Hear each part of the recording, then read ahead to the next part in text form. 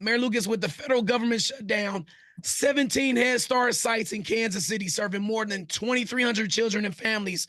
They're at risk of closing on November 1st. That also puts over 400 early childhood educators out of work.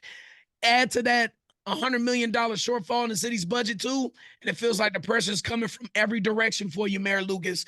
Is there a plan to protect our cousins in KC if Washington doesn't get it together in time? And how do we make sure our most vulnerable kids aren't the ones paying the price for a political gridlock? Well, a few different things. First of all, let me remind everybody in Kansas City that this is not normal.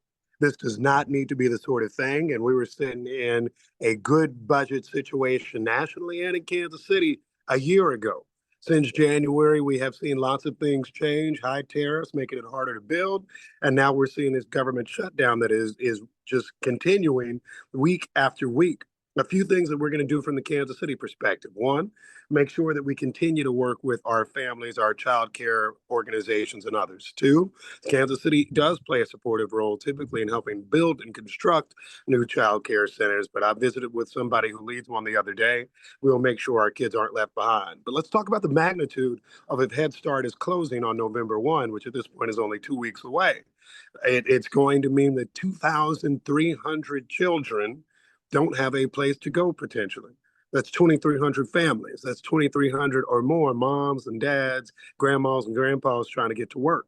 That is a problem of the greatest scale. So I encourage those in leadership. And Republicans run the House, the Senate, and actually the White House. I hope that they will step up and get something done for us.